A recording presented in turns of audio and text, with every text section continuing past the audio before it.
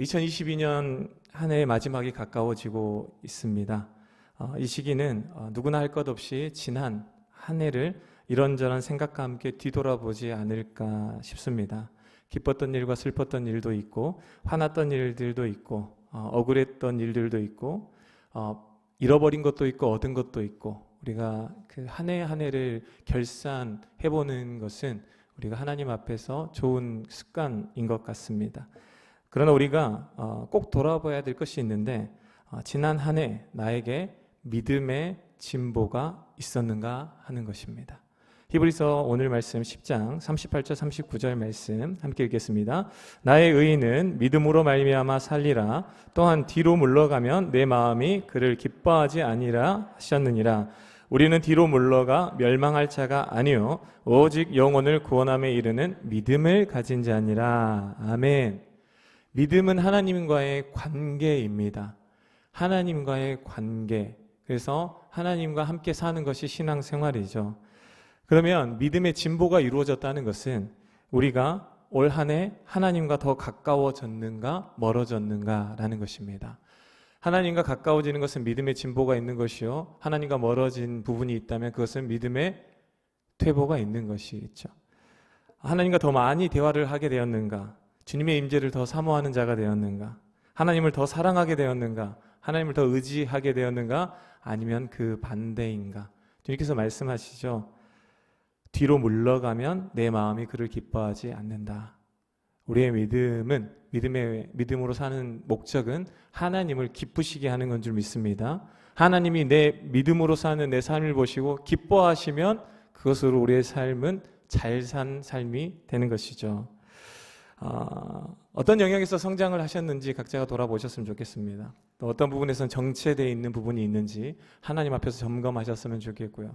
또 안타깝게도 뒤로 물러간 영역이 있다면 다시 한번 재정비를 해서 앞으로 나아가는 그런 계기가 이 연말이 됐으면 좋겠습니다. 건강정보지에 실린 글이 있는데, 당신의 생각보다 근육이 더 중요한 이유라는 제목입니다. 무엇이 중요하다고요? 근육. 우리가 생각하는 것보다 근육의 중요성이 더 중하다라는 거죠.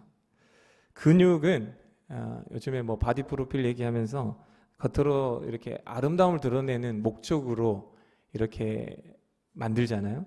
그런데 근육은 생명 유지의 중심 역할을 한다는 거예요. 생명을 유지하는 데 중심적인 역할을 하는 것이 근육이다.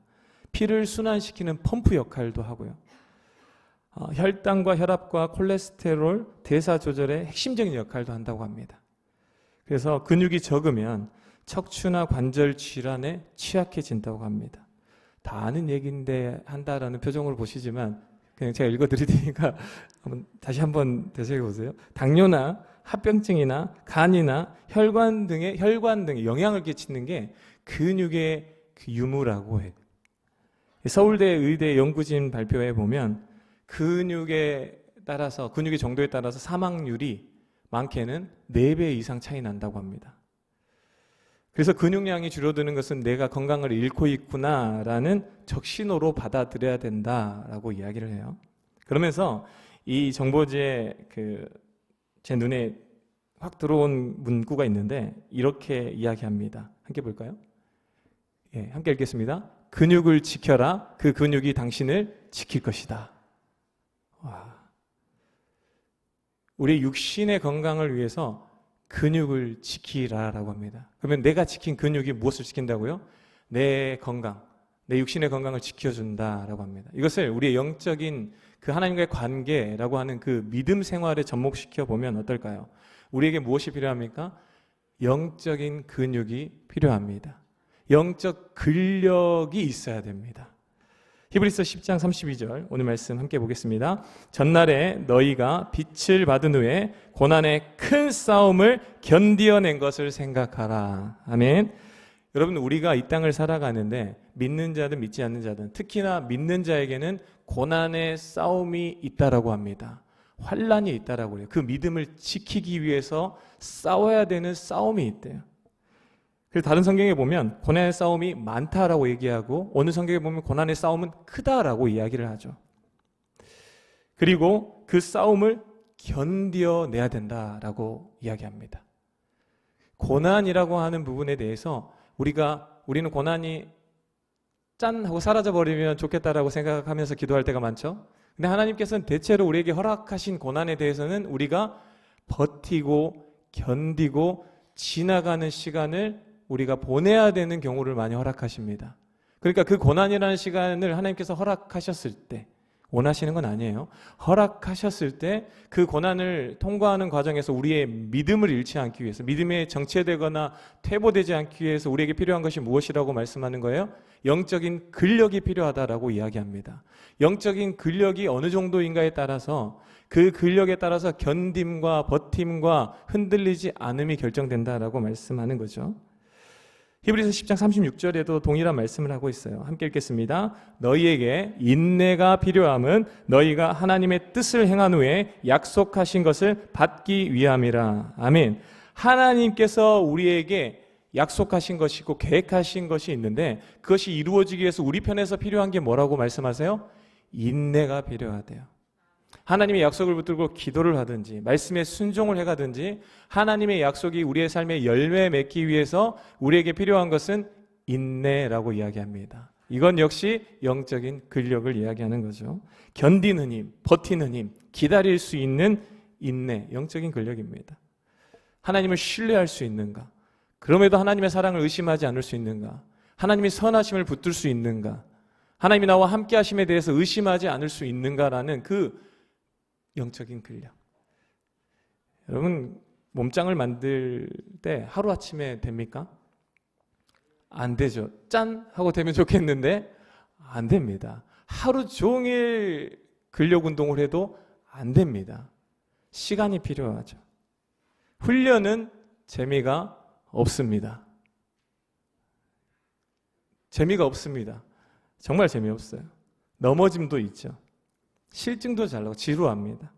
그럼에도 우리가 경건의 훈련을 하고 경건의 습관을 만드는 것이 중요한 것은, 우리가 경건의 훈련이 나의 신앙에서 가장 중요한 부분이기 때문이죠. 근육과 같이 우리의 신앙을 견고하게 만드는, 하나님과의 관계를 견고하게 만드는 필수이기 때문에 우리에게 경건의 훈련이 유익하다라고 말씀하고 있어요. 훈련이 숙달되면 재밌어지는 단계가 있습니다. 순종이라고 하는 것도, 여러분, 순종은 처음에는 어렵지만 나중에는 어때요? 익숙해지면 쉽습니다. 잘 생각해 보세요. 예배에 나오는 순종 하나만 생각하셔도 예배에 나오는 게 처음에는 어렵죠. 그런데 익숙해지면 이제는 습관이 돼서 편합니다. 하나님 말씀이 우리의 삶에 내 삶이 되는 것은 처음에 훈련 기간에는 힘들지만 그 훈련 기간에 내 영적 근력이 생기고 그것이 내 것이 되면 이제는 익숙해지면 편해진다라는 것이죠. 여러분, 하나님은 또 훈련이라고 하는 것은, 운동은 혼자 하면 힘든데 같이 할 사람이 있으면 좀 수월합니다. 등산 같은 경우도 혼자 가시는 걸 좋아하시는 분도 있지만 이렇게 동물을 해서 같이 가면 등산하는 게 수월할 때가 있죠. 서로 도움이 되니까요. 영적인 훈련도 마찬가지입니다. 여러분, 신앙생활에는 독불장군이 없습니다. 신앙생활은 독불장군 없습니다. 그래서 우리에게 모이기를 힘쓰라, 서로 권면하라, 서로 덕을 세우라 라고 말씀하시죠.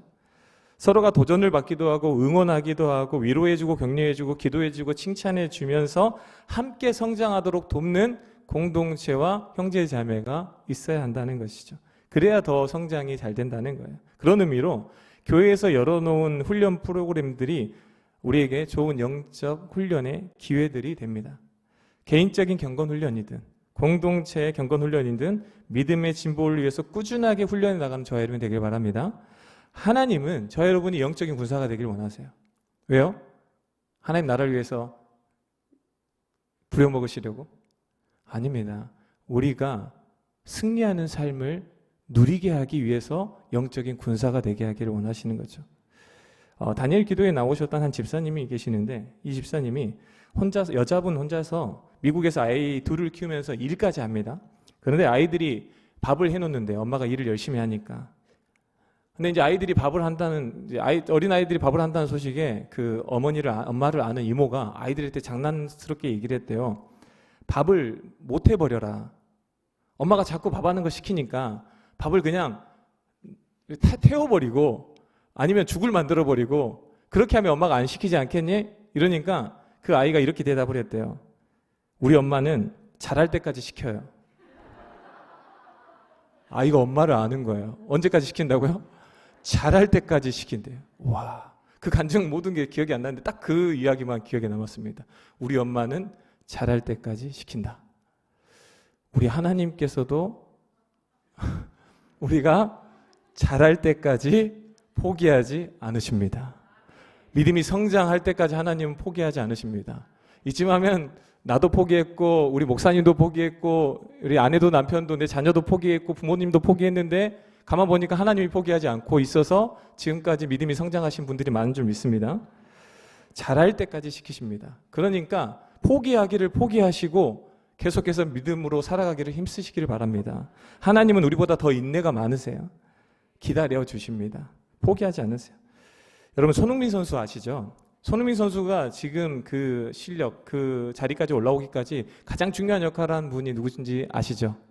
네, 아버지. 다들 아시네요. 아버지 성함이 손웅정님이십니다. 손흥민 선수가 어릴 때부터 축구를 너무 사랑했대요. 사랑하는 아들이 아버지에게 얘기했답니다. 나 축구 선수 되고 싶다고. 3번 물어보셨대요. 그 어린 나이지만 각서를 받기 위해서 너가 정말로 하고 싶어서 하는 거다. 그래서 3번 물어봤더니 3번 다 축구 선수를 하고 싶다고 그래서 이제 정말로 축구를 잘할 수 있도록 기본기부터 체계적으로 훈련시켰대요.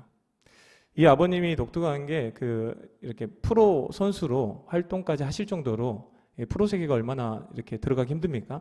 근데 프로 축구 선수로 활동할 수 있을 정도인데 그분은 본인 자신에 대해서는 나는 3류요. 3류 선수요. 그리고 EPL 영국 프리미어리그 득점왕까지 차지한 아들 손흥민에 대해서는 월드 클래스가 아니다라고 이야기를 하는 아버지세요.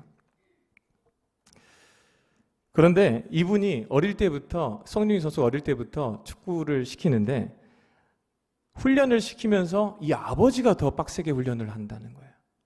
그래서 손흥민 선수가 아버지가 그렇게 하니까 자기도 할 수밖에 없다는 거예요. 내가 일어난 시간보다 아버지는 먼저 일어나서 내가 일어난 자리를 다 정돈해 주시고 내 스케줄대로 다 이렇게 매니저 역할도 하시고 그리고 오늘 자신이 받아야 될 훈련을 먼저 자신의 몸으로 보여주시면서 훈련하는 자기보다 더 격한 훈련을 받고 아이에게 가르쳐 준다는 거예요.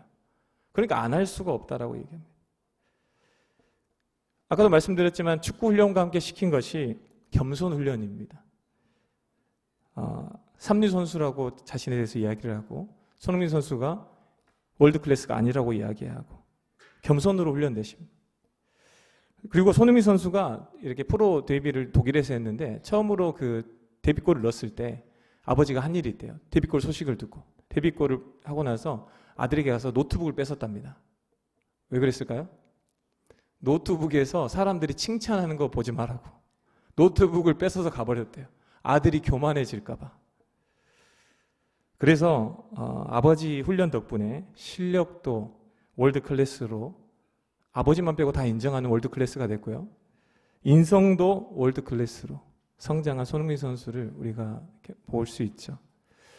여러분 우리에게 영적인 훈련을 시키시는 하나님 아버지는 우리의 먼저 앞서 자신이 훈련을 받으셨습니다.